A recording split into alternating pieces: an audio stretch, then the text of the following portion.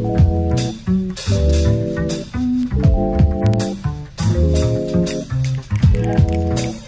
so I wrote this poem about clever men and violence.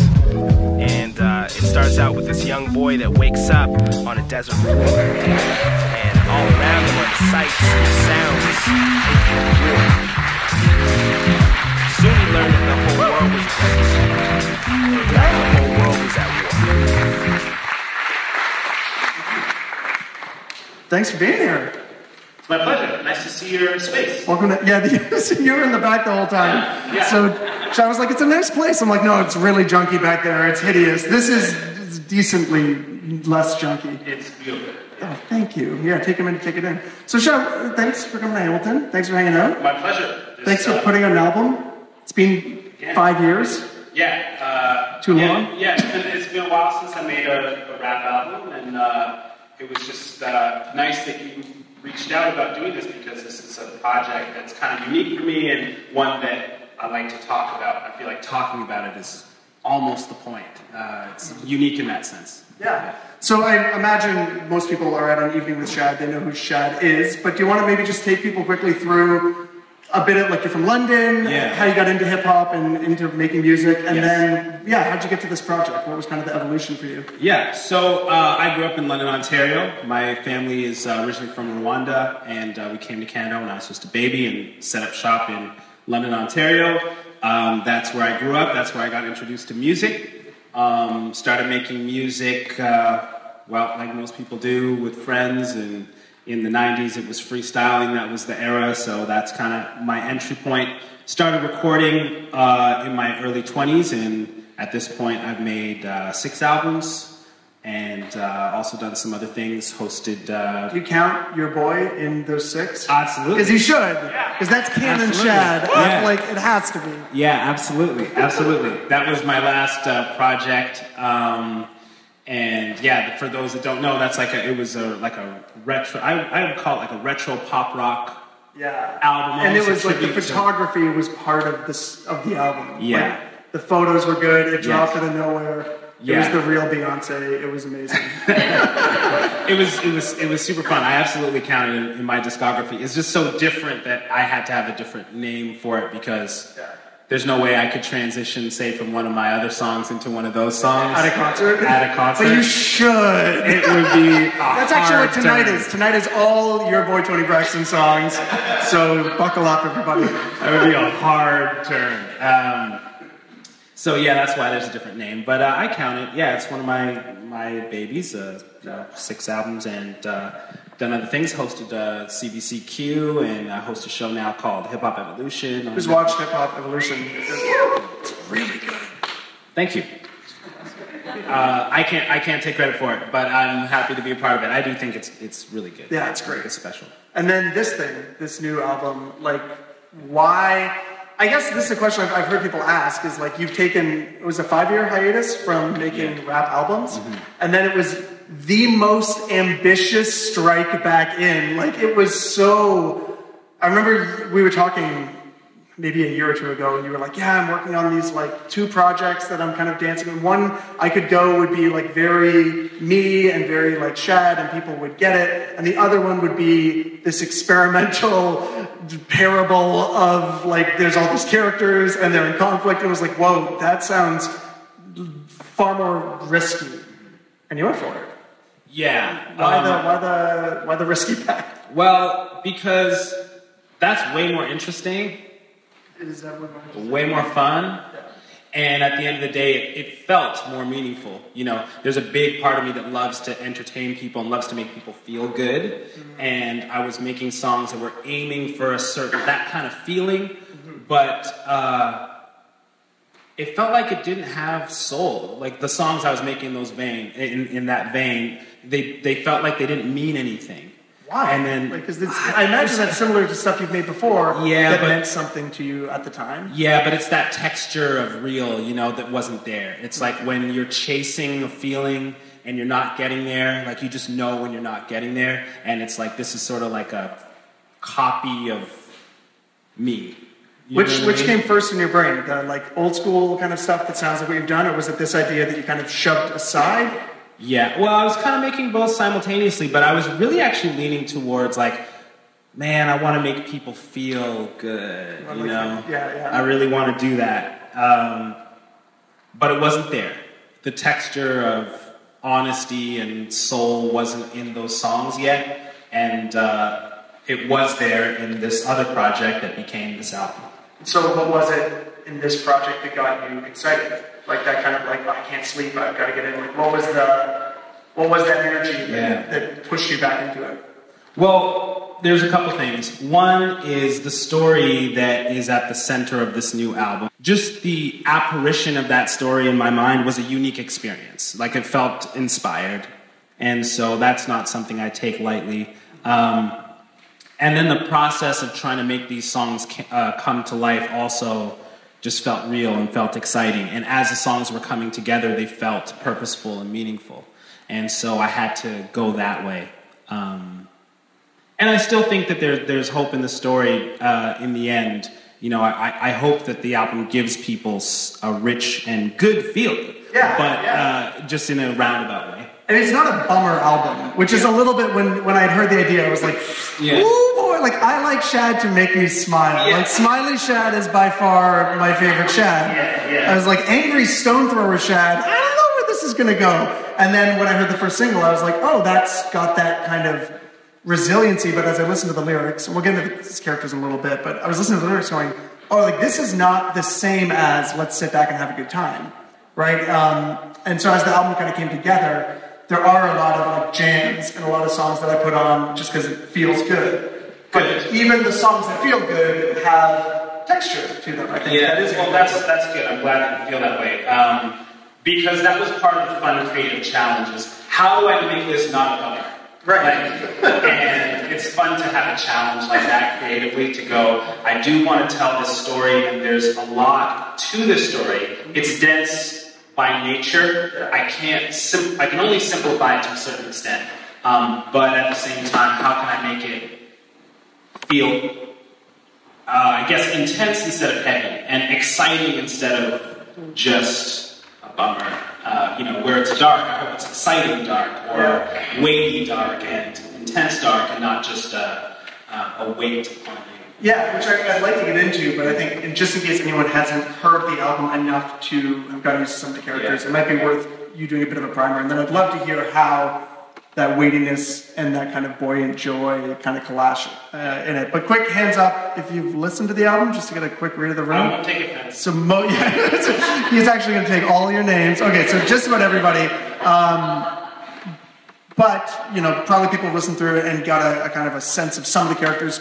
Can you do a bit of a breakdown of this world of a short story but a war, and then we can get into, what does it mean? Yeah, definitely. I want to give everyone context. So, this album, as I was saying, is based on a story that kind of appeared in my imagination, and maybe even less of a story than an image. And this is basically what I saw. I saw like this desert world, and it was a world consumed by war as well.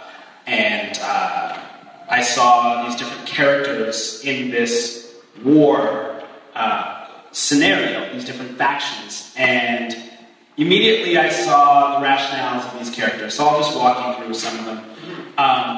One was a sniper, and as you can all picture a sniper in a war scenario, they're in an elevated position, and that elevated position gives them a relative advantage, gives them power, gives them relative security. And right away I saw a parallel in my mind, oh, that's like people that are metaphorically elevated in our society. Their higher education or income or wealth or whatever also gives them relative power, relative security. But then there's this tension I also saw in that character, this distance. Yeah, I liked when I heard that when you talked about it keeps him distant. It was like, oh yeah, there is a sort of coldness that can come from floating above everything. Yeah, and being alone, right? If you think about a sniper has to be alone. It's like the whole thing. Like, and you have a line in it of like, and you got to get there and then you got to stay there. You got to get there and you got to stay there. So to me, it's exactly the story of individualism, pretty much. That's what we're told. You have to elevate in yourself in society, and but there's something lonely in that individualistic kind of approach to life. So that was one character. I saw two big factions. One I call the establishment, one I call the revolution. The establishment is what you would probably imagine, paralleling our world to some extent, where their rationale for participating in violence is, well, the line on the album is, we don't make war, we make sure that there's order. We just follow orders. We just fill orders. So this kind of rationalization for how a lot of us participate in the violence of the world, broadly defined, is just, look, we're just here. Right. We're not responsible for what we're taking part in. Yeah, we're just here. Like, what do you want me to do? Also, probably one of the underrated beats on the album is the like, do-do-do-do-do, like the kind of accounting song that plays in the back of that part. Yeah. Really solid. Yeah, we ripped off Eminem more than a little bit on that. But it has that kind of sarcastic tone, At another point in the song, that character says, we all make our decisions, we all gotta make a living, and you make yours. So that was pretty clear in terms of the parallel to sometimes our thinking, our philosophy. And then the opposing side to that, what I call the revolution, they were an interesting character because to me they're right in a lot of ways, but I saw in them sort of that they got lost in, or consumed by who they're against, and they forgot what they're for. So that's those groups. And then I saw a group that I call the Stone Throwers, and in my mind, they did very ugly violence with these stones, brutal, bludgeoning people to death. Smashed like Starbucks windows on Lock Street. That's a Hamilton joke. It's donut shops, actually. It's a little bit inside baseball. Well, unfortunately, there's been a lot of stone-throwing kind of parallels that popped up in the last little while, but what I was imagining was entirely fictional, but a metaphor at the same time for powerlessness, in the sense that these people do violence with stones because that's all they have. Right. And the violence they do is ugly and it's brutal, but actually, in some, they do less harm than, say, this polished establishment, or even the sniper, whose violence is a lot more socially acceptable. So that was a kind of metaphor there for powerlessness and also for the hypocrisy of the powerful. Because we hate this ugly violence, but actually in some it's less violence. Right, and the establishment is these people that would say, well, that's crazy and chaotic, and crazy and we have nothing that we do that is like that. Those people are savages and so on. Right. Okay, so this is all bleak, right? Yeah. It's good. It's good bleak. It's good bleak, but it's what it is, and but then I saw this one guy in the midst of all this, war and chaos, who kind of picks a bullet up off the ground and kind of smiles and is like, oh, this is what everyone's running away from? Oh, these can't hurt you. You guys are crazy. What are you doing? And I was left thinking about that character for like the last 5 years. I've been thinking, what does that mean? And what I think it means is something about fear and how much fear drives how we live. Something about what if we could disarm ourselves in front of one another and in different aspects of our lives? What would happen? Would we be crushed or would we be free from this chaos? And so this story stayed with me. It became kind of this lens through which I saw how I was participating in the world.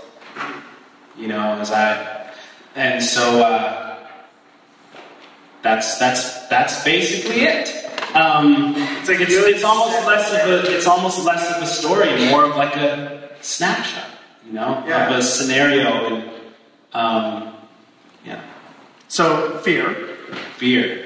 So you've talked a lot about how, when I said, so what's the album about? You're like, well, it's an album about fear. I was like, oh, that's interesting, because I would have said, like, it's an album about all of these complicated characters and the ways they interact with each other.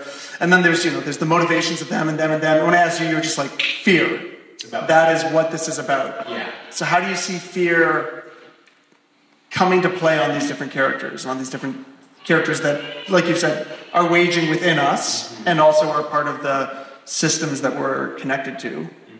What is it about fear that ties it all together? Well, to me, that fool character is like really questioning. To me, the question it raises is how much of our fear, and I think we walk around with a lot of fear. I think I walk around with a lot of fear. How much of that fear is based on a real threat, and how much of it is based on an illusion? It's how much? A lot. A lot, man. A lot. I think about, my posture when I step out of this building. Here's, I know you, and this is all sweet and fun, but as soon as I walk out that door, what's going to be my posture when I encounter a stranger?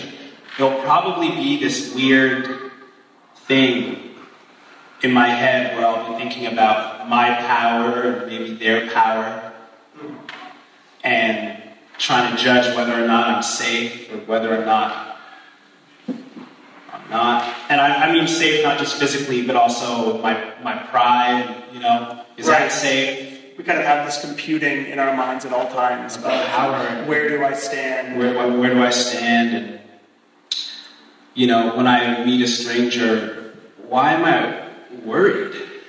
Why am I afraid to some extent? So, how much of it is based on an illusion? I think a lot of it is based on an illusion. And not unlike a war, it's sort of this perpetuating thing that we can't get out of. And so there's a question of how do you break through that illusion? Yes. That's another, to me, important question is, how do you find the perspective and hold the perspective? And, how do you... I want to almost, grab a topic, global warming, that's making me afraid. Yeah. That seems like a very scary thing, the whole world melting. So how does that work? I don't feel like I want to be the fool. I don't want to be like, these ice caps melting aren't real. I want to feel like it doesn't, I'm like, no, this is bad, and you're bad if you are driving your car too much, and you're bad if you're investing in that area, and the government's bad if they do this. And I'm sure you would, say, you also like ice caps. Yeah, totally.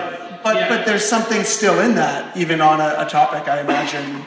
Yeah, and this is where and this is where it gets a little bit harder to describe. What I think that fool character represents is more your posture, whatever you do. You want to really try to affect the climate situation. Good, but what's your posture when you're talking to the head of Enbridge? Are you afraid? Are you defensive? Are you antagonistic? Because that's the military metaphor there, right? In terms of those approaches. Yeah. Or are you approaching that person with a sense of disarmament? Right? Of I care. I'm going to show you how much I care. I believe you can change. I don't believe I'm better than you. I'm not doing this thing of judging your power, my power.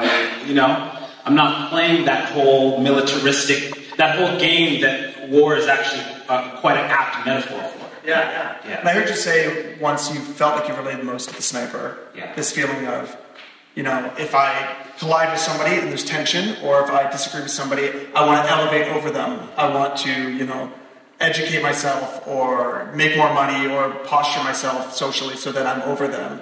How do you see that instinct inside of you when you feel like your back's up to want to go over somebody? How do you see that fool persona breaking through as you've been meditating on this? Well, when I think about the sniper character too, I also think about the messages we absorb as guys. Because of the loneliness aspect. Yeah. And the isolation aspect, and just absorbing the sense that this is how you cope with life, I think that my wife would agree with, that's my default, is I like to suffer alone, So that's why I feel like I relate to that character. Also the fact that, this is the logic of our society. This is what we've all been taught. Upwards. Go higher. That's more power. That's more security for yourself. And we get that message from people that love us, tell us to do that because the world is dangerous. Yeah. Suffer. How to break through that mentality. Well, there's songs on the album kind of about that. You know, there's a song called Water. I think it's spiritual. You know, the album to me is spiritual. Yeah, it's a spiritual jam. To me, the album is spiritual. There's all sorts of political overtones that I think, and we see the world through such a political lens now. We see everything through the political lens.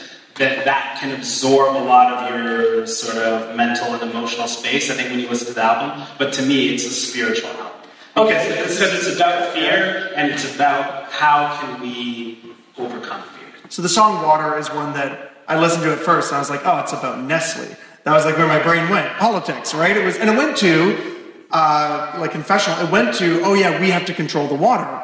Right, it went to fear, it went to we're losing water, this is a natural resource, Great Lakes, all my kind of proud Canadian brain. And then suddenly I was listening and I was going, oh, it's a metaphor. You know, like I was like, oh, right, art. I forgot. I'm listening to some art right now. And so as I was thinking about it from an art lens, I started being like, oh, there's something that this is representing. It is, in a sense, water, but what else is the water in that song? And what is that?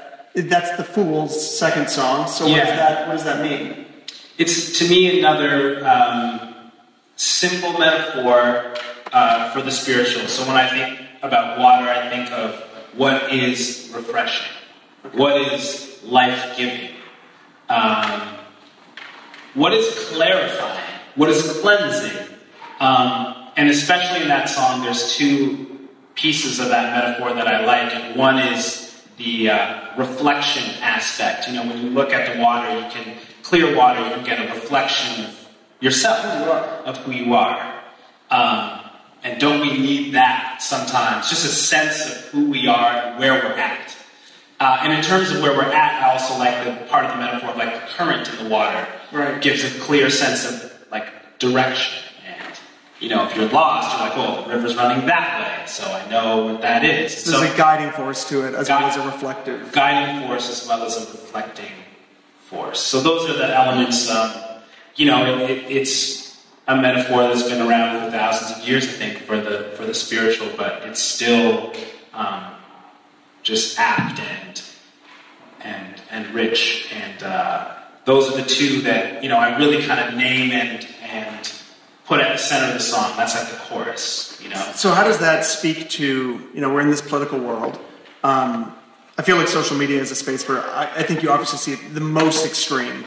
And you can even see the sniper, like, well, I have my degree and blah, blah, blah, and that's why I'm authoritative. And then you see that, like, no, this is just the way it is. Don't try to change the situation. You see all that kind of persona. How do you engage with spaces like that when you're trying to live in this water? Like when you're trying to become a person who is reflective and who is caught up in a current and able to not like transcend the conflict, which would be like a sniper move. I'm going to get above it.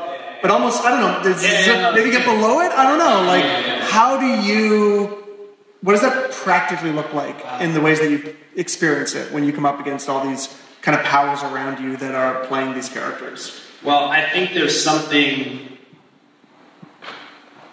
about discerning how to participate in all this stuff.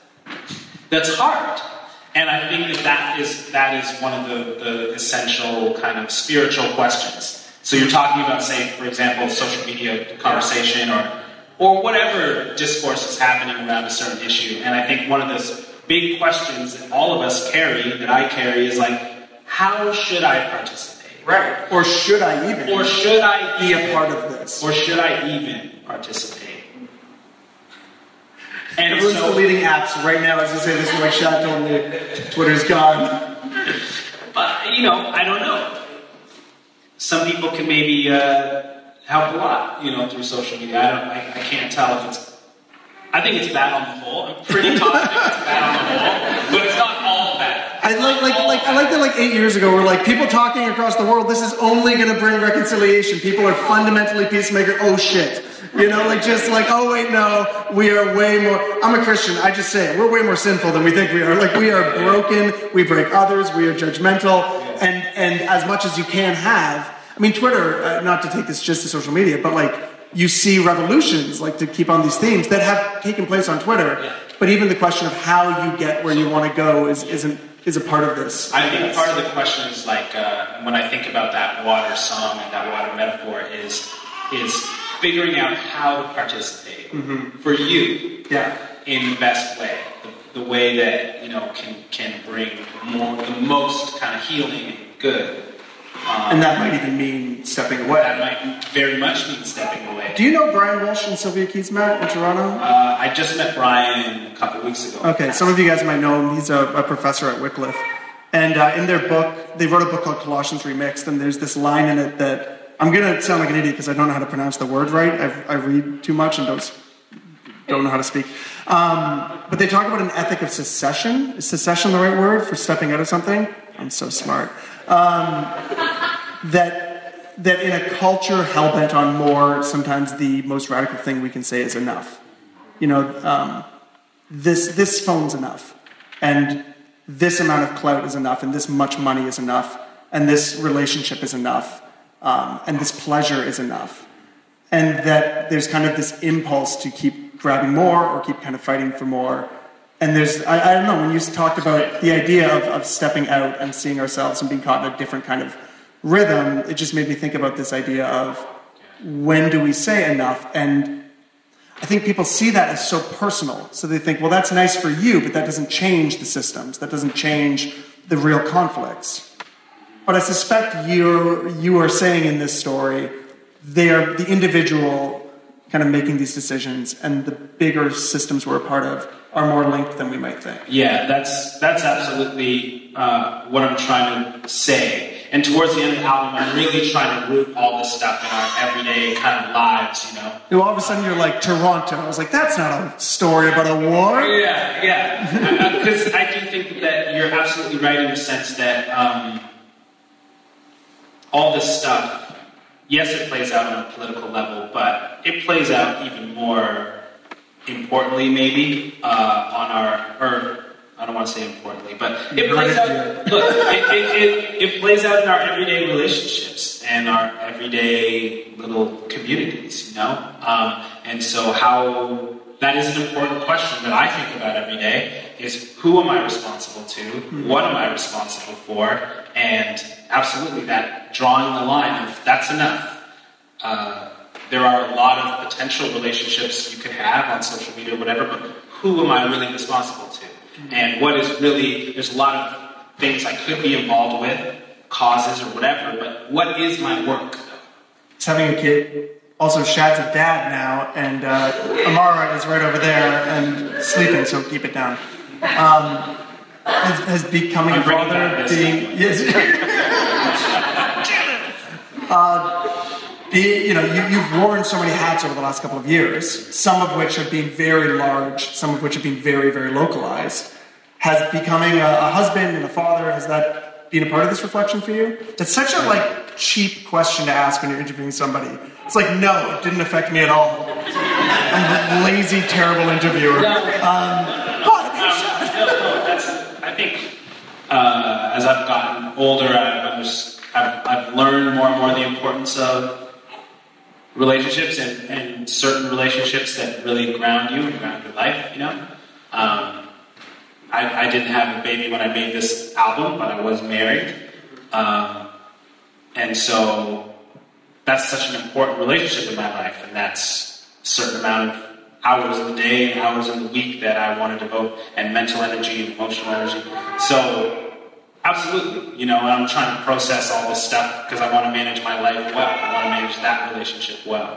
So it all factors in, for sure.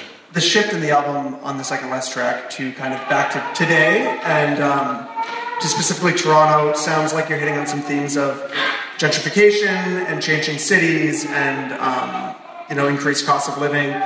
Obviously, those are big fear things for people, people in their 20s and 30s especially, who are trying to get established in the world and feel like they can't. How do you see these different characters playing out in the ways you see cities changing? Because both Toronto and Hamilton, you guys got there first. But then people spilled over, and also things have changed here. And so much good has come with the changes in Hamilton and in Toronto. And yet there are so many challenges that come with it. And I do see the default reaction being a lot of fear and being these same old characters of let's either smash windows or make enough money that doesn't affect us or say we can't do anything or just kind of rage about the way that it is. So how do you kind of taking that into your small, like kind of local life as just a dad, a husband, a dude, somebody in the city? How do you see all these characters playing into that? Well, really, it was that landscape that inspired this album, because that image, that story appeared to me when I was living in Vancouver, actually, like 5 years ago, which, if you think Hamilton and Toronto are bad when it comes to inequality, Vancouver's on a whole other level. The tensions are really palpable there. And so that's where this album was really born out of. I think there's a lot in this album that's kind of centered around economics and economic violence. Even construction, I realized in Toronto one day, like there's so much construction in Toronto. I'm like, this even looks like destruction. It like even looks and feels like completed buildings look like they could be bombed out. Yeah, it even looks and feels like, and so it carries that tension with it. Even just because of the way that it looks. One thing I think about, and this isn't directly answering your question because this isn't my response, but one thing I do think about is just the way that we talk about this stuff, and again that posture of fear, which creates defensiveness, it creates antagonism, instead of a more disarmed and open posture, So concretely, like, we kind of talk about money in our society, but we don't talk about money, really. Right. On a personal level, we don't. It's the most taboo thing. We talk about sex 100 times more than we talk about personal finance. Yeah, I remember being raised, it was like, I still to this day don't know how much money my parents made. Yeah. And like I'd ask them, they'd be like, "It's not a question we ask." I'm like, I need to know when I'm poor or when I'm due. Like, I need to know. We don't talk about it. I'm like, well, then I'm not going to have any sort of scale. But it is like this. We should pull back and we should hide this, and it's very like privatized. Yeah, exactly. So I think about that element and how that's not in the conversation. And there's a lot that's obscured. So we see these forces at play. We see all the construction, which looks like destruction, but there's so much that's opaque. We don't exactly understand the margins that a developer makes, or the risk that a developer takes on, or the stake that a city has, or that individuals have. So much is opaque because of the fear that prevents an honest conversation from taking place. So it's easy to say, though, like that the fear that the developer has, which I do feel at some level lets me feel quite innocent. Like, I'm not part of the problem, it's those developers. But we have the same thing in our private life, is what I'm saying, too. So how much money did you make last year? Like, that's a difficult question for me to, answer up here. I don't think I can answer that question up here because of the fear that I carry and my wife is there. Yeah, totally. Look, I'm a pastor.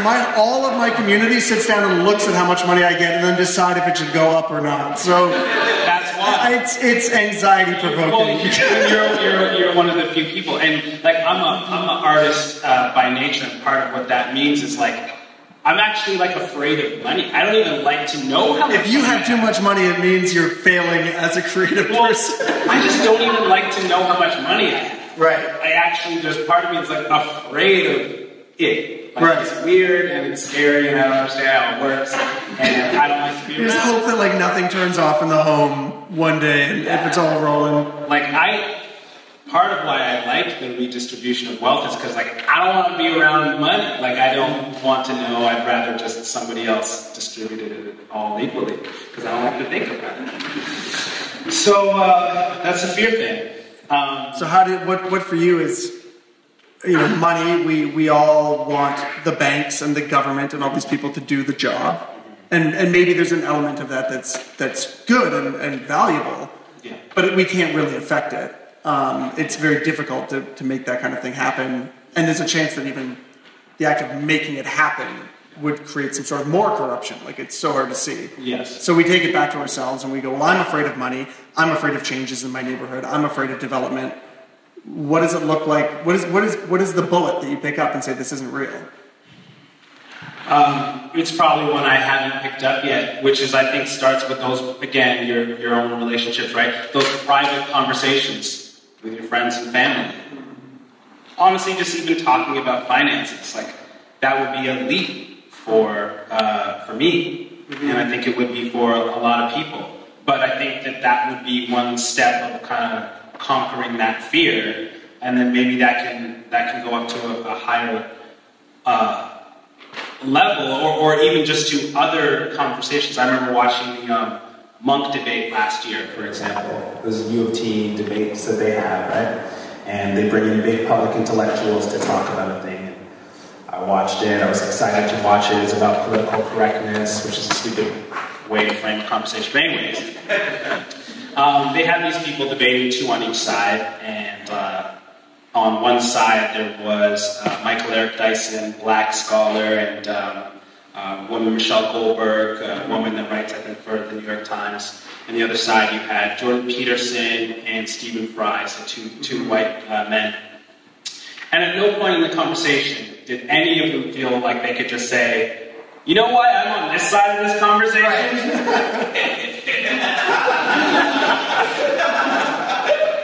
So the whole thing just felt, it all devolved at a certain point. And I think that it's not surprising that it devolved because it was fundamentally dishonest. Right, and these aren't people that are bound to each other. Like, I think when you talk about sharing, if you and I sit down and we talk about how much money we're each making, we know secrets that we could use against each other, or we know how we can serve each other. Yeah.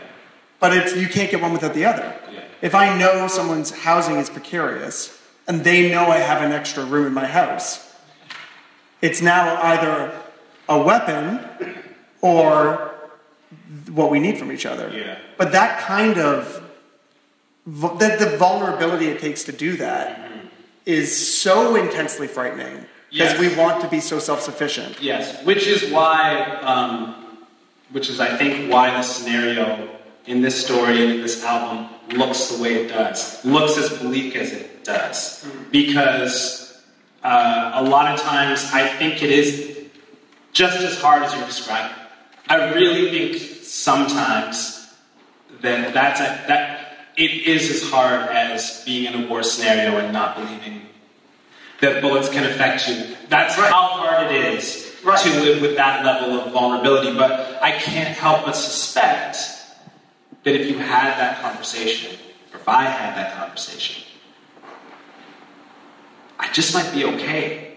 I might be more free after it. I heard it's the fool is actually the right line for it, because it is foolish. Yeah. I heard someone say once, the greatest thing that could possibly happen in a room like this is that all of our deepest and darkest secrets were exposed to each other at the same time. Right? Just, you know everything about everyone. And we'd say, oh, me too. Right? Like, we probably wouldn't attack violently if we were all vulnerable, if we were all caught in these moments of being exposed. Because in that moment you could have compassion. Your story and their story could become tied together. But without that kind of, someone's got to die first, right? Like, someone's got to jump in front of the bus just to show everyone you can survive. Someone's got to let a bullet come at them and say, no, you can survive it. It actually isn't the end. Yeah. But the amount of courage it takes to do that, or the amount of conviction and faith, like the kind of the deep belief that I can let somebody see the worst things in me, or I can let somebody see exactly where I'm at, and I'm going to be okay. Yeah. And they might even become somebody who also shifts in that way. Like, it's a real act of faith to do that. Absolutely. And that's why, I mean, you just said it perfectly. That's why, to me, it's a spiritual album, you know? It's about a really difficult thing that requires a lot of faith and a lot of courage, but a lot of times I think that's the only hope of the whole world. My friend, I've got a friend, Father Ray, in Washington, D.C., historic black church. He's preacher, historic black church, black preacher. He's got to be in his 80s. Like, he's an old and righteous dude. And their whole neighborhood is gentrifying, lots of white families coming in. And he said the neighborhood is kind of freaking out about what to do with this, because Washington, this suburb in Washington, is changing so quickly. And I said, like, Father Ray, what do you do? Like, you must know if anyone knows. Like, he is in the most extreme kind of displacement I've ever seen. And I said, what do you and your people do? And he said, I tell my people that the only way to solve this problem, this crisis, is to love our neighbor. And he said, when someone moves into the neighborhood, we want to be the first people there to welcome them. Wow. And I hit back with the fear. I was like, but no, like it's going to change then. Then more people will come because they know you're nice. Like you should smash their windows. You should yell.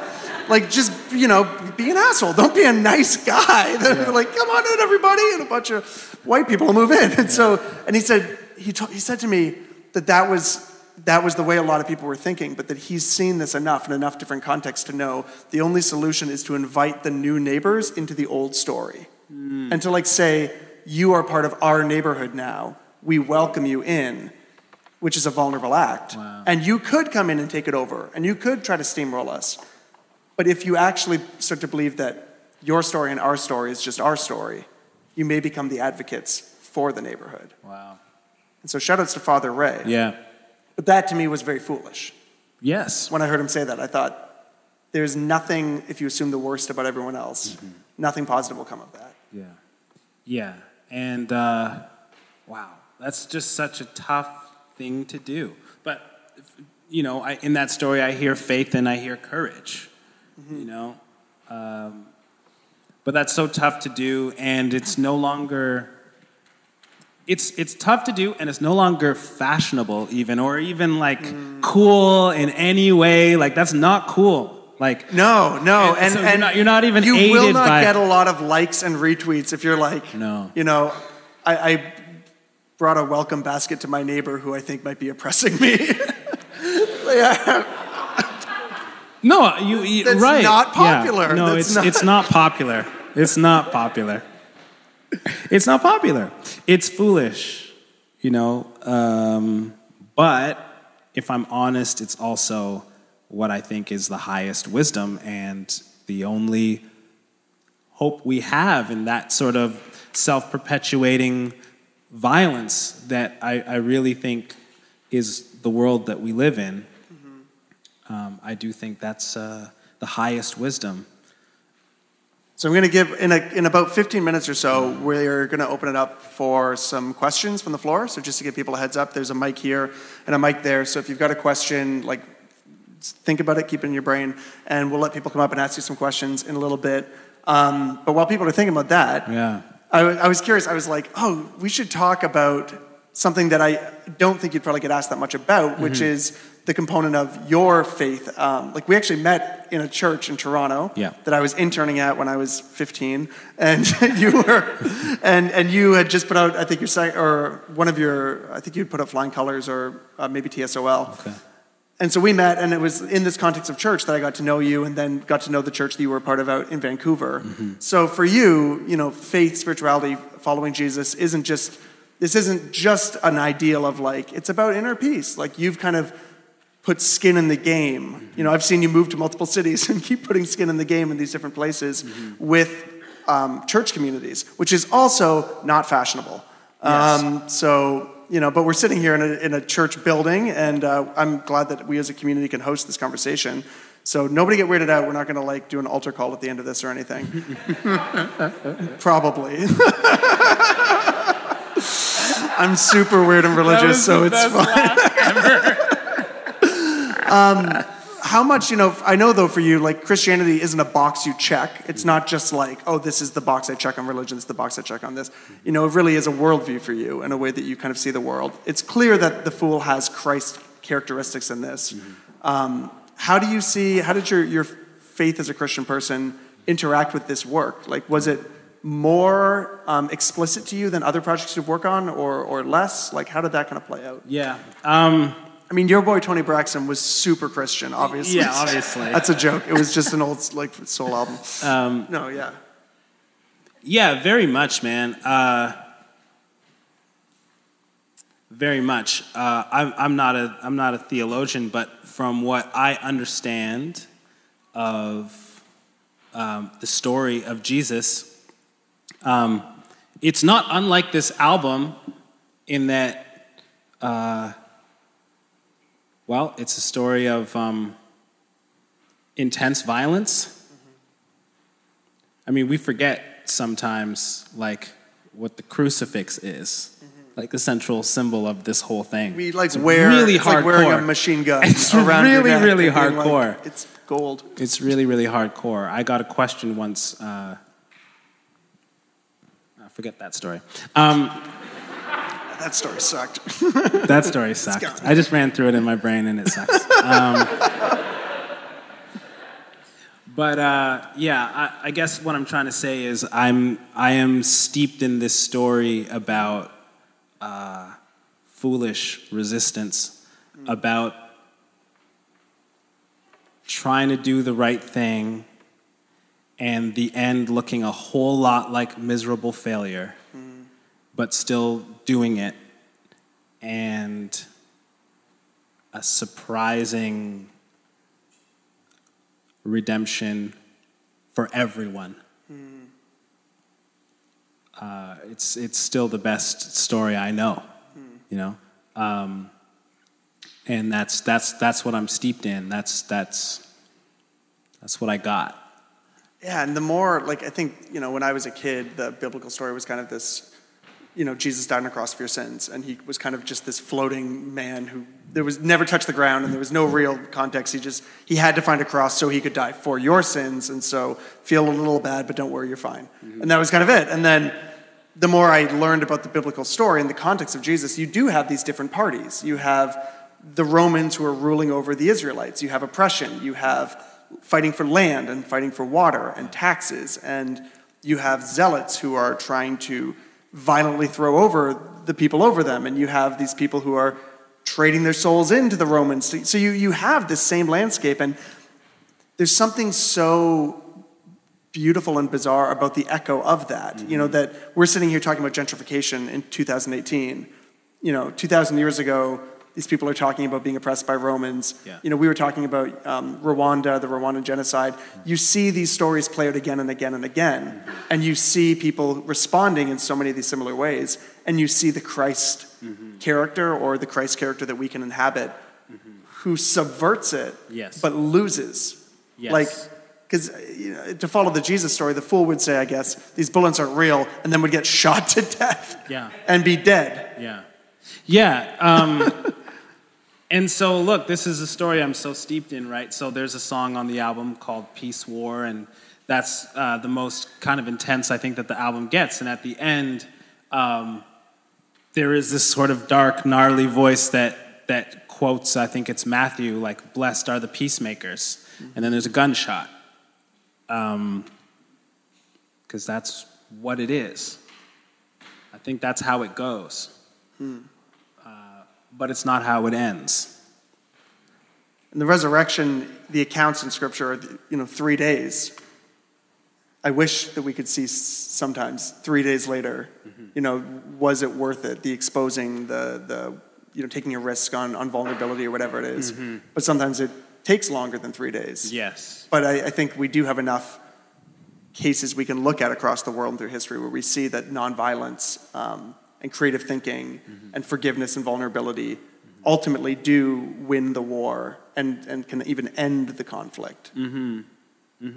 Yeah, I like that you brought up creative thinking too, because I think that that's a big piece, right? Like, wow, the impulse to destroy can be so strong, you know, but to push past that and build is amazing. And you've got that line, let the creators create and let the creator be judged. Is making this album for you, like, even that, an act of resistance against I mean, you were in politics spaces talking to, you know, you were hosting Q, you were talking with people, you were in the CBC, like this kind of space where you could have gone a lot of other directions coming out of this, and you decided to make some art. Yeah, it's all I know how to do, you know, is just make my little stories. That's it. Everybody's here because we like your little stories. Just like my little stories. I was doing an interview today in the CBC building, and they sat me down at this desk, and there was a pencil, and I was twirling the pencil, and I was like, man, I love these. Like pencils? Yeah. You were thinking about it just took me back, and it was like, yeah, this is all I've ever liked to do. Just a pencil and some paper. Yeah, that's it, man. Making up my little stories. Do you find making up your stories is cathartic to getting this? You know, you are a joyful dude. Yeah, right. Like and people, you're a conscious rapper who's pretty happy all the time. Yeah. And I feel like that doesn't always go together. Yeah. Because you're looking at the darkness as you do this. Has writing always been, has creating something always been a way to keep your joy despite what you see? Yes. Well, I would say that I am a very agreeable person. I really like to get along with people. I really love to connect with people. But there's also a little part of me that sees the world a little bit different. And as long as I get to say how I see it, then I'm cool. That's like your release valve. That's it. That's it. I just gotta say. That's not the way it is. There's a fool. I actually see it more like we're in a desert war world. Like, what? You're like, there's a sniper. I'm cool. I just think that that's an accurate description of our world. we should keep protesting, absolutely. But now, what did you want to do? Yeah, do something fun. Yeah, let's do something fun for sure. What about people who are like, I'm not creative? You know, I wish I could tell my little stories, but I'm just not that kind of person.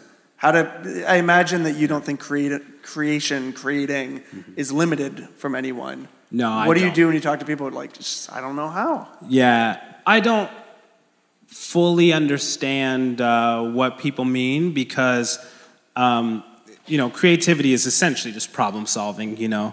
And so we all do that every single day in our lives. We have to solve problems. We have to use our mind to kind of work through a situation. I think what they mean is, they're not good at drawing or they don't like writing pencils. poems. They hold them. They're like, I hate these things. Yeah, they're like, I don't like pencils, and I'm not good at drawing, and I'm not good at writing stories. That's fair. Sure. I mean, there's yeah, okay. But you're creative in the sense that, like, you can choose to build, you can solve problems. Everybody is. And so just finding something, I mean, you're almost talking about the act of creating as finding something to do with your hands or with your body. Yeah, so like working hard to solve the problem instead of tearing down all the time. Instead of tearing everything down or tearing everyone down or tearing that relationship down or tearing that whatever it is down. It's like, what if you tried to crack that code? What if you tried to solve a problem? What would happen then? I think something you're hitting on in this that is really interesting. I'm going to quote Jesus again. Sorry, everyone who doesn't like church stuff. What do you expect from a pastor? Jesus has that line, what does it profit a person to gain the whole world but lose their soul? Or lose their kind of their inner life, might be a way of translating soul, the fullness of who they are. And, it strikes me that a lot of people who are very critical, sometimes we need critics. Like, we need people to step back and say, no, this is wrong. Yeah. And people who are protesting, like, we need people protesting. We need social change. All of that has its place. But what I'm hearing in you in this is that, but if you're not actually creating something, like if it's just deconstructing and tearing things down, or just trying to sniper or rise above it, you might end up hurting yourself. Like, you might end up becoming a person that is less healthy, even if the change you made in the world is what you were looking to do. Yeah, is that fair? I think. Well, what I see in the message of the Fool character is, like, first of all, I absolutely agree with you. Oh, good. You need that critic person. Right. They're annoying, but you need them. Yeah. You need that person on the front lines protesting. You need a lot of them, and those people can also be annoying, and you need them. Okay? Then you need the people that are really loyal and they want to maintain the structure, and they're also annoying, but you need them. Right? Yeah. You need all these people, and we're all annoying. But the thing is, I think the Fool character is how? Right. How? Like, are you doing it from a place of fear? Or are you doing it with an openness and an embrace? Right? Interesting. That's what I think. That's really good. That's what I think. There's another thing I wanted to say off of what you said, but this is like going back a while ago, I think. We got 3 minutes. We got 5 minutes before people can start asking questions. Let's rewind. Yeah, this is really random. I don't know if I should go. This should be how we end. For it. Well, we'll say something. We'll get you to say something smart before we end. Okay. It was when you were talking about enough. Okay. What was the smart word you used? Oh, I got it once. And Secession? Secession? Something like that. Yeah, it's a smart word right there. I was thinking a little while about what I think is a little quirk of human beings, which is like we love numbers. I say on this album a couple times actually, like something like, I'm numb, give me the numbers. Yeah. A little human quirk, I think, is we like numbers. They soothe us. And we like them when they go up. Just always enjoy We that. just the feeling. We just like it. Yeah, and man. I wonder if a big component of greed is actually just, oh, we don't want it to stop. We want the number to get bigger. Straight up. I think that Isn't there's that a weird? point at which I've even met some people, and they make all the money you would never need. But it's like, well, I don't want to start losing. I want to keep winning. I want it to go. I actually think I have the solution to all things. If anyone here's played video games, there's this game Call of Duty, and you would shoot the bad guys in the head, and then you get the points, and you go up. And at a certain point, you prestige, and then you start back at the bottom, and you get a little star. I think that's what we should do in capitalism. Yeah. It's like once you make enough money, Yeah. you did it, you get a star on your driver's license. Yeah. It's like you made $100 million. Yeah. Now you got to start at scratch. You prestiged, and then they get to feel like they're winners. And we're like, "Can you do it again?" Do you wanna We're like, know "You're something? dang right, I can do it again." And then we solve capitalism. Do you know what? It would actually work because we like numbers when they go up, and we also like stars. We love stars, and a star's worth stickers. more than numbers. Yeah. So I think we love just it. need something other than more money, because more money isn't making people happy. No. I mean, which is probably what Bill and Melinda Gates are getting at in this when they say, if you're super rich, you give it all away when you die. Yeah. Right? Shane Claiborne, who's a guy who does intentional community stuff, says it's not a sin to be rich, it's a sin to die rich. You know, I think this is part of the vision, is not get rid of your stuff, you're bad people, when we call it the worst in people. People that are good at making money are very important, because we need a lot of money and we need to make more of it. And we need to equip them to steward this money they've been given, and to prestige, and just to make jobs and make opportunities. Yeah. But when you call people into that, then the number going up isn't for their own sake. It's even the sniper with a full heart, right? It's, Yeah. I'm going to climb, but I'm going to do this not just for myself. Exactly. And I'm not going to do this out of fear. Yeah. I think, you know, as I've been thinking about that character for like many years, I do think that's what he's speaking to, is the how. You know, because we are who we are, and we're all different, and we're supposed to be different. Right.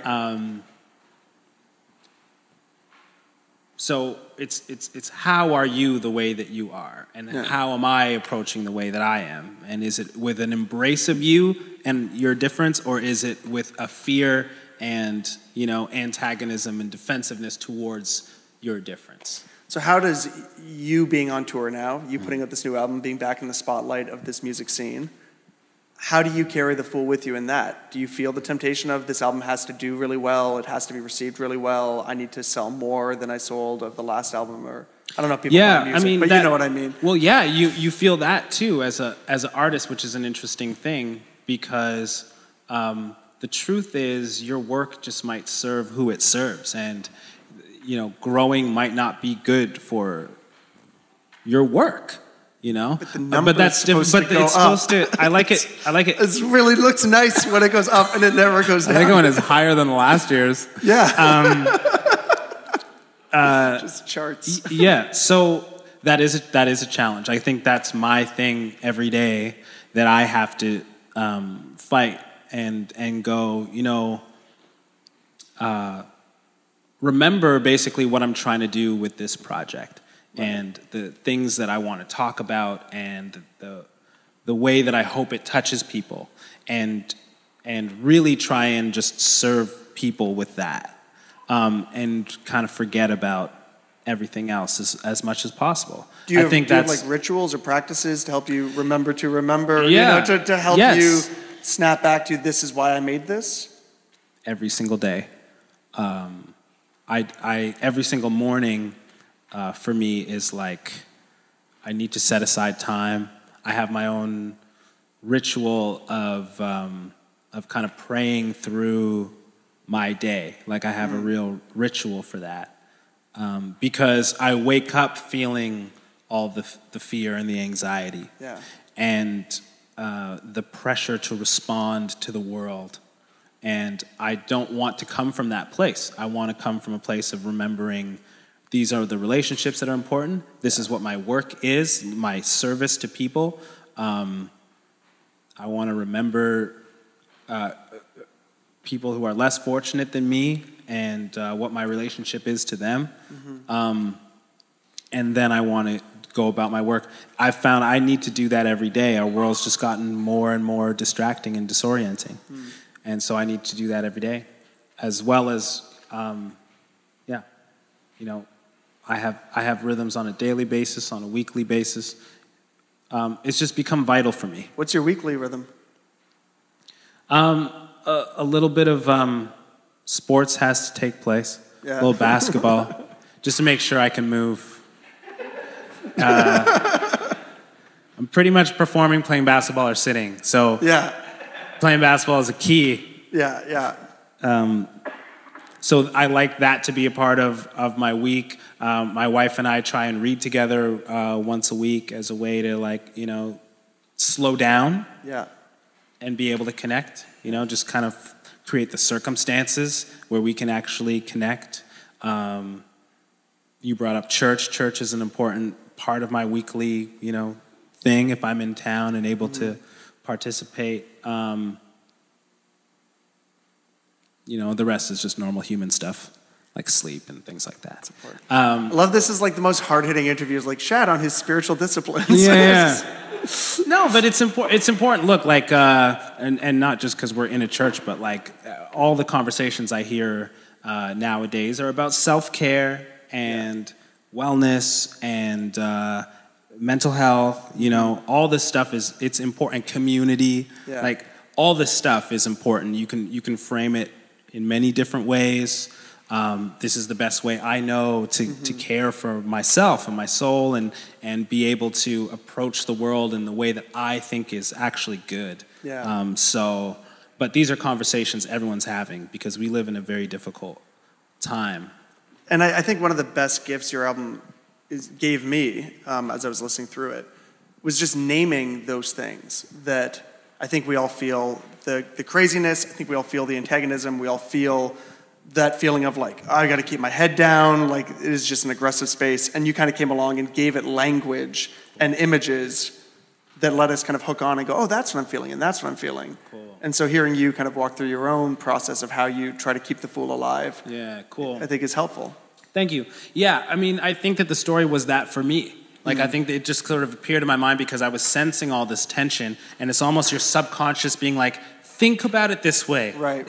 You're thinking I'm about. Make it a little story. I'm going to make it a little way simpler. Too intense. It's complicated. All the things you're thinking about. Think about it this way. It's great. And so that's what I'm trying to now share with other people. It's amazing. Cool. All right, let's open it up. Let's let some people ask some questions. Hey, so I was thinking about. It's really character-driven, the new album's really about characters. So I was thinking about the process of writing those characters. Did you feel like you had to kind of get out of the way to let those characters speak on the various tracks? And then also, how did having the collaborators that you worked with who featured on some of the tracks, how did that contribute to that process? Cool. Definitely. Creatively is really interesting. Trying to voice characters, understanding that the characters come from, of course, my imagination, but also somewhere within myself. But also the interesting challenge was this is just a story I glimpsed one time. So just trying to get back there, get into that space and remember what these things represent was really a discipline and a cool creative challenge and definitely a process of, putting myself secondary somehow. And, but those were the things I was juggling was one, just trying to remember the story again and really enter into the character's perspective and then try to execute. Yeah. And when you were working with your collaborators and the guests, Well, that's the hard part is bringing other people into such a weird little thing. That's really funny. It's super hard. Did they co-write with you in parts of the stories? A couple people did. And those people are usually close friends. Other people, I would bring them in a little bit later when things don't seem like I'm crazy. Yeah.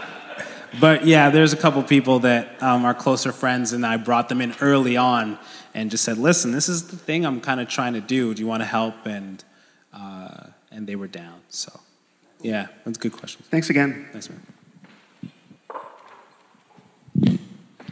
I was really welcome to Hamilton, by the way. Thank Shad. you. Thank you for coming here. I was intrigued by the way you mapped this narrative of this foolish resistance, you call it, a story of foolish resistance. Like that's the best story going. And if I remember it correctly, you mapped it from this foolish resistance going to looking like a failure, going to this surprising redemption that comes out of that. And that middle one intrigues me. And back to the earlier part of your conversation about fears that we walk around with, half of them or more than half of them perceived. And often that's about failure, isn't it? Like the fear of failing. So looking like a failure in that, what does looking like a failure look like to you? Yeah. And then, there's a hopeful thing in that transitioning to this surprising redemption that comes. Yeah. Yeah. What's that look like? So what does it look like? Well, in the story, of course, failure would be death for this character, right? But in our own lives, what would failure look like?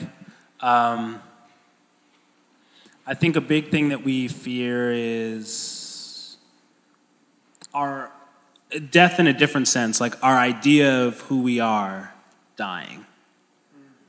I think that's the big thing that we're afraid of. And that can look different for different people. But whatever that self-concept is that we've built up that allows us to go out into the world and feel strong, that breaking down. I think that's what the fear that a lot of us have. What does redemption look like on the other side? I don't always know, because I think a lot of times it really is a surprise.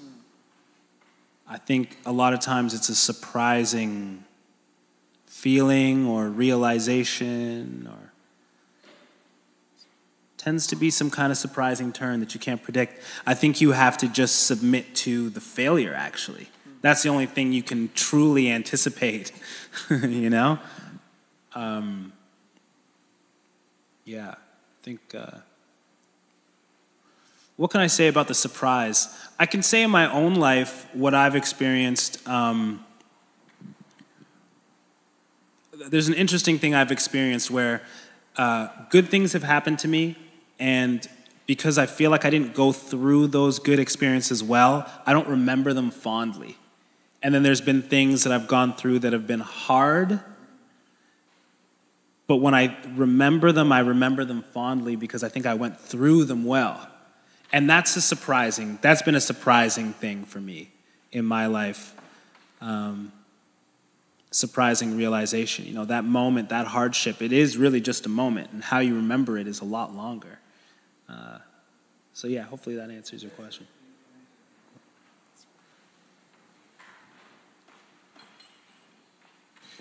I was struck listening to the record over the past couple weeks by the fact that you're someone with a platform and you have a voice, and I think just to pump your tires, I think you do a really good job being a fool.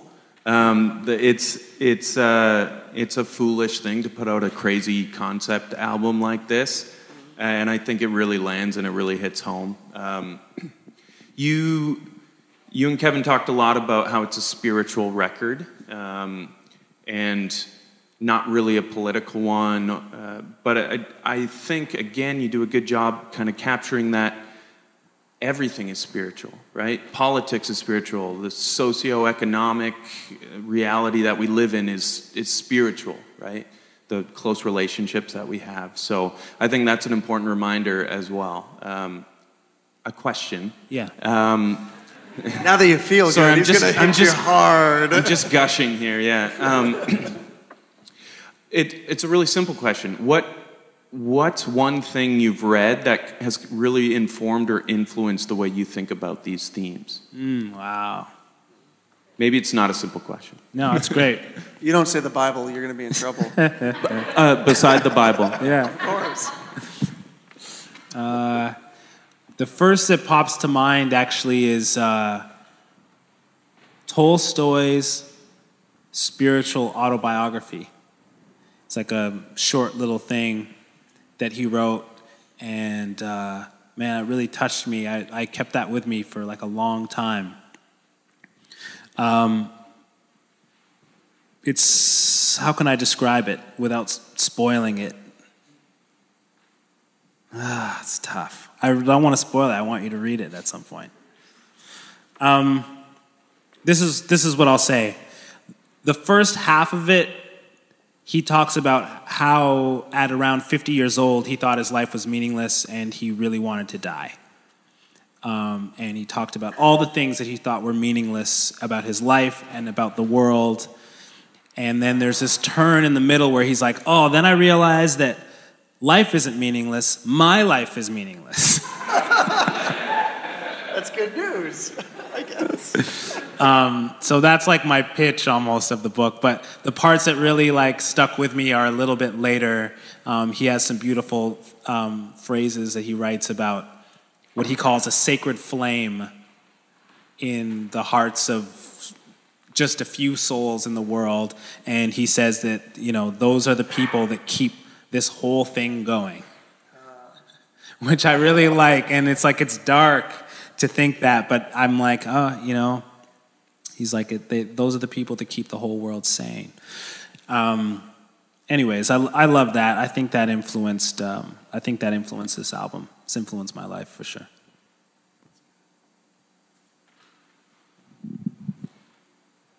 I just have a question about your creative life in general.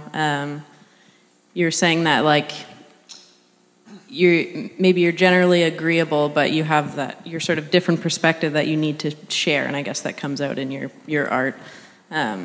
Was there a time where you had to learn to embrace that, or that you kind of wrestled with that?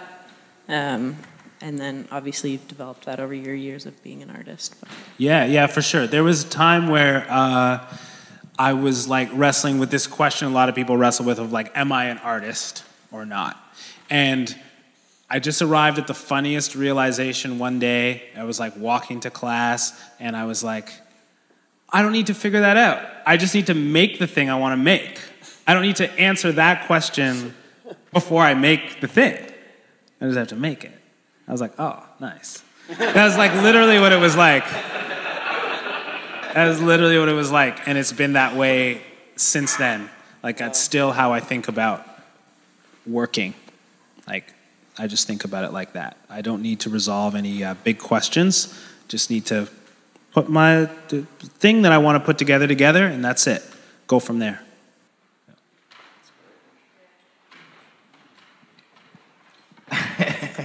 You know what questions are off limits, right, Zach? Already giggling. Nothing about the Raptors or Weird Al. Or Weird Al. Two things? All right, fine. Actually, Weird Al's fine. Okay. Weird Al's fine. I guess I'll talk about the album.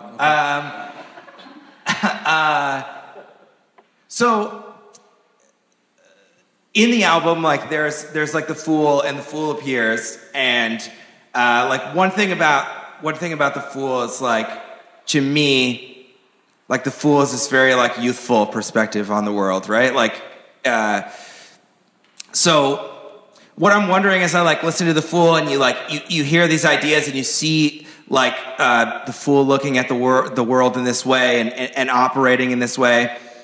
The thing that I think is really hard about that is like when you are living like the Fool, it doesn't pay a lot of dividends, and you fall on your face flat a lot, especially when you're young and you're trying to live this way in the world. And like, you know, people look at fools like they're foolish, and it's like a fucking grind, you know, to be a fool. And I'm just wondering, like, if that has been an experience that you've had, and like, if there's any sort of like foresight or like wisdom that you have like towards that being a grind?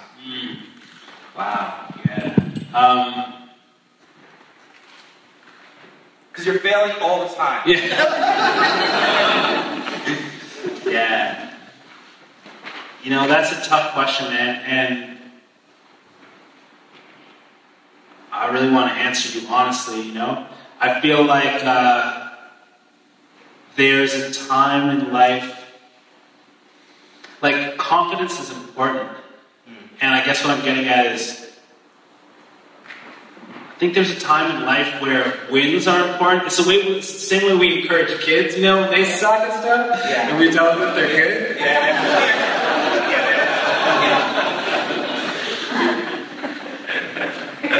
Maybe it depends who you surround yourself with and what you're comparing yourself to, right? Yeah. Well, the other thing I was going to say is, like, I think community is, like, the biggest thing, right? Like, you can't be that guy on your own. Yeah. That sucks. Like, you can't be that guy on your own. In fact, I just don't think it's possible. I think that, you know, you'll give up on that track pretty quick, man. But when you're that guy with other people, it's probably the best life there is. Yeah. That was going to be the second part to what I was going to say. The first part was, I just wanted to say, like, quite honestly, like, I think that, like, I had some experiences when I was younger that something I thought, you know, wouldn't pan out, and it did pan out, and I feel like that confidence has mattered in my life. I don't want to downplay that.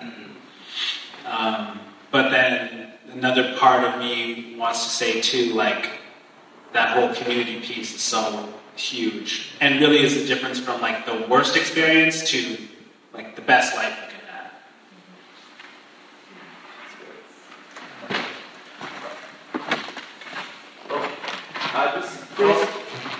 Hello. Just curious about the sound of the album, and curious, I've been watching the evolution of hip-hop, learning that there's lots of different, kind of each city has its own sound. And curious, when you were making the album, kind of what sounds were you inspired by, and how did you kind of use different sounds to tell the story? Yeah. Well, one sort of sonic thing that I like and that also I can't avoid is stuff being layered and textured. Like, part of that is just me, you know.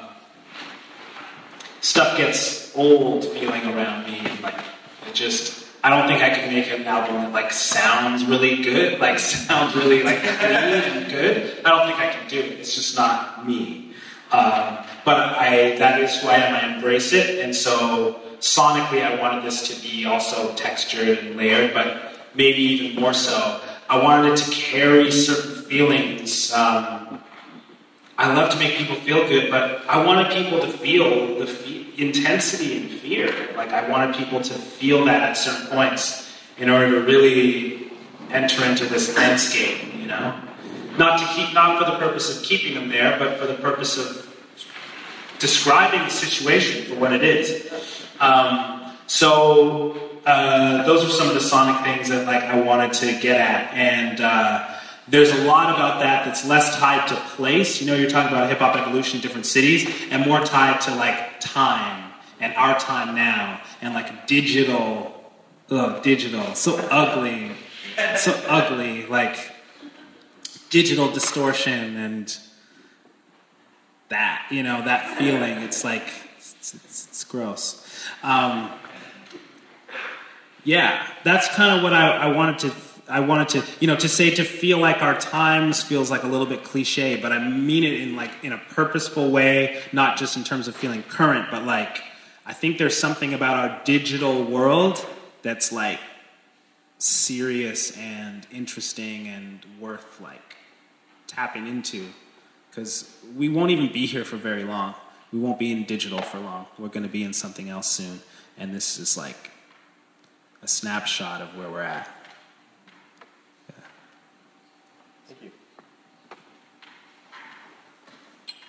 This is kind of riffing off of what Zach was asking about, but struck by how the fool seems to be also alone a lot of the time. And I think whether you identify with the stone throwers or the snipers or the protesters. I think I kind of, as I was getting challenged by what we're talking about today, realizing that like a lot of the way that I evaluate my stances and my positions on different things are, well, do people that I respect agree with me? And there have been conversations where I've realized that like I'm in the minority in thinking that, you know, the violence that this person or that happened in the situation was a bad thing. So I guess when you kind of ended up, I started coming forward for the question, you started talking about community, but how, if you're alone in that situation and you're, you know, arguing to, or trying to live your life in a certain way that goes against the grain of wherever you are, like how do you evaluate the rightness of what you're trying to do? Yeah. You probably know how to answer that better than me, maybe. That. But see what I tried to do there? No, yeah. It's evening with Shad. Yeah. Period.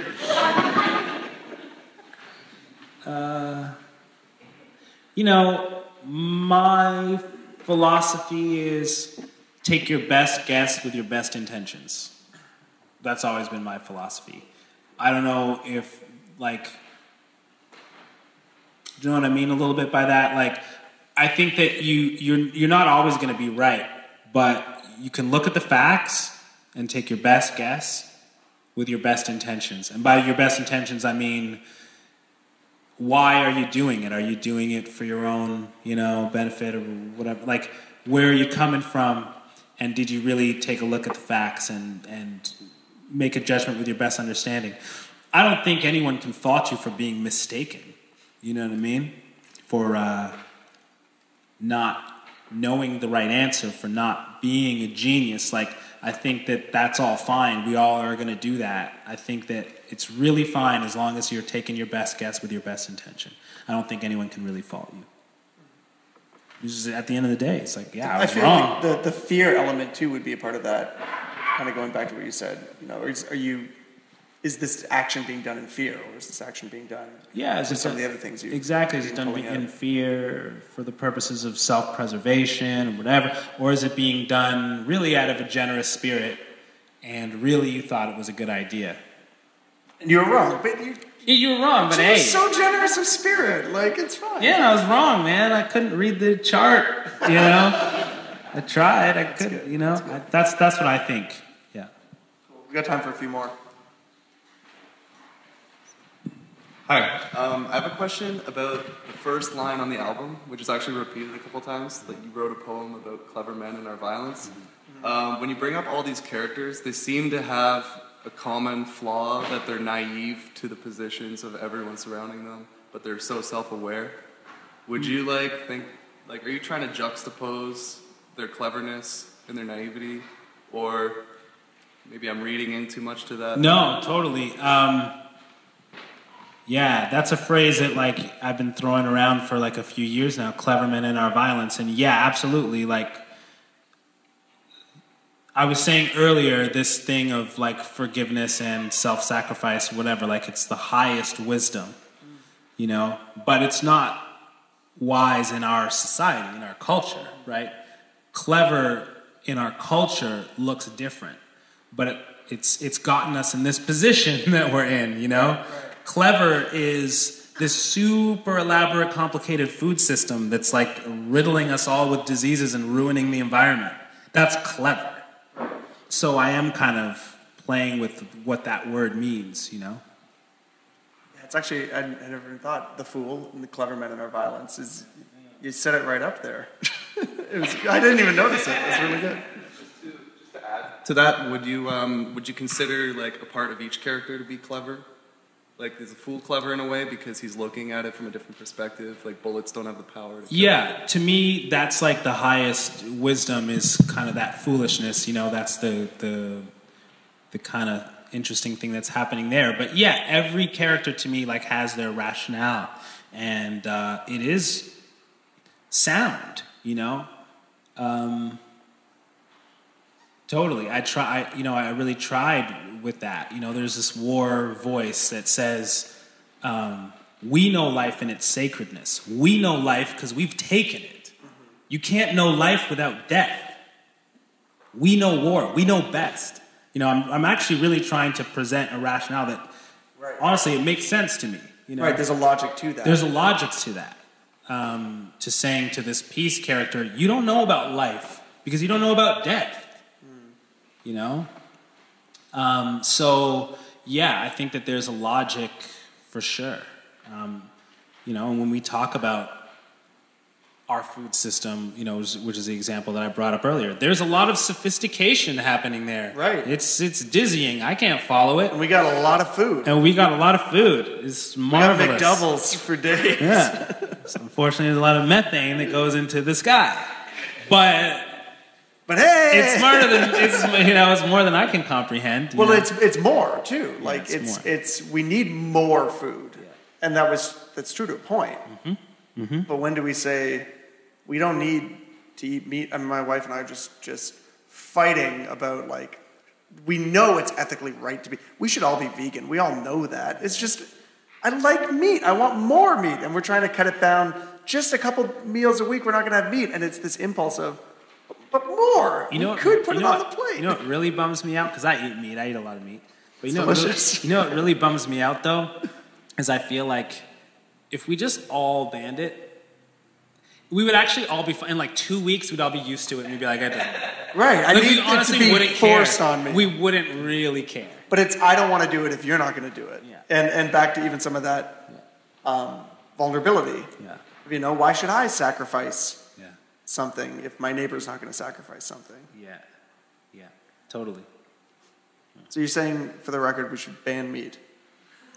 100%. Oh, yeah, obviously. And cars. We should just pull the Band-Aid off of all this stuff. There was this very short article in the Atlantic, and it was like, I saw my friend shared it, and it was like, yeah, if we just didn't eat beef, we would like cut our emissions by like 74% or something. Like, we would be on target. And there's a couple likes, and it's like, yeah. It's like, no, actually, though. Like, that's it. That's the answer. And we wouldn't even really care. But it's the clever thing is that, like, there's got to be some really complicated way to solve this, though. Yeah. The answer can't be we just get less. Yeah. Like, we know more cell phones. We have them all. Just make a burger, like, as expensive as it actually is. You have it twice a year, and you'll be totally fine. But we can get cleverer, and we can solve it a different way. Yeah, we think we can solve it, but... Let's do 2 more questions.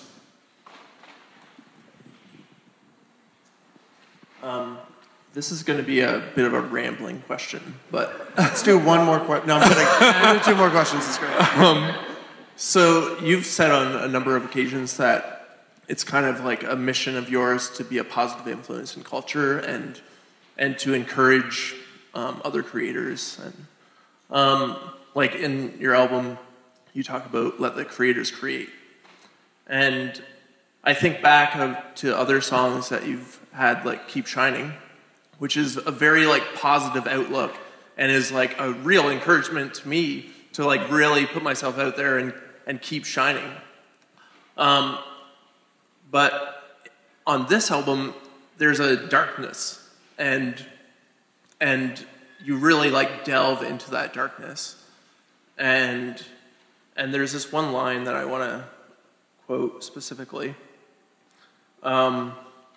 The world is yours night and day. I want to see you shine. And I think about that night and day.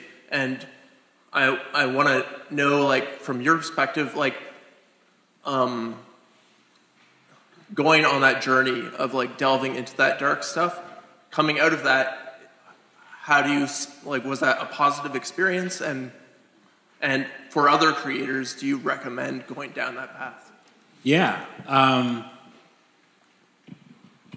Absolutely. You know, what I was saying earlier was I didn't want to do that. I wanted to give people a good feeling kind of like right away. But I also think there's something really positive about looking at darkness and giving it a shape, a definite shape and size and scope. And so it's not a vague cloud that is just oppressive and constant and just something that you can't name or shake or even imagine escaping, you know?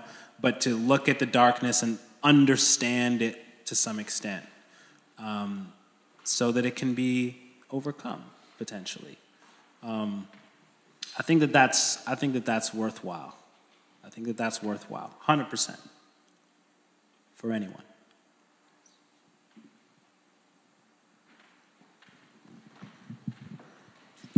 Hey man, I was at the Starlight show. Very cool. Very cool album.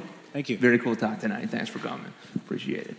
So my question is, you have made an album that a lot of people have not made, essentially, because historically speaking, in hip hop, it's been a pretty dangerous move in every sense of that word to make a conscious album along these lines. Like, you're taking a lot of shots at establishments and ideas, and you're asking people to think about themselves in really critical ways. So I'm wondering, like, have you experienced pushback in any sense along the way from, I don't know, the music industry, from other artists, creators, critics, fans, like anywhere? Like, that's what I'm curious about. Yeah,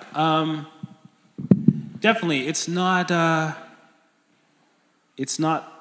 for everyone. The example that I'm kind of laughing because it came to mind is someone actually like DM'd me I was really upset about the album.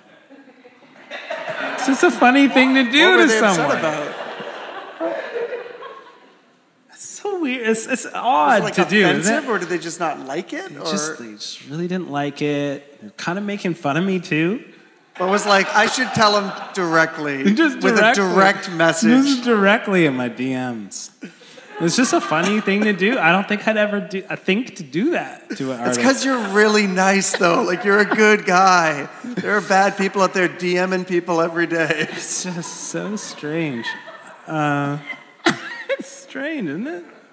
I just like the thought of, like, he should know.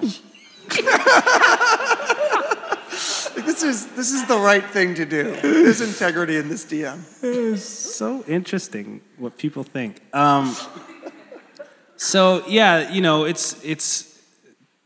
there is and I try to be open to it. I try to be open to criticism because, again, my best guess, my best intentions, this is a thing that I thought was worth making, and I tried to make it as well as I could, but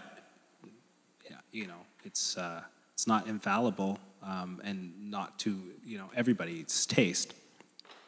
One of the cool things, though, with making stuff and putting it out into the world, I'm not going to say that it's always easy to receive negative feedback, but the thing that I've experienced is that it means more to make stuff and to share it. It's like better than criticism.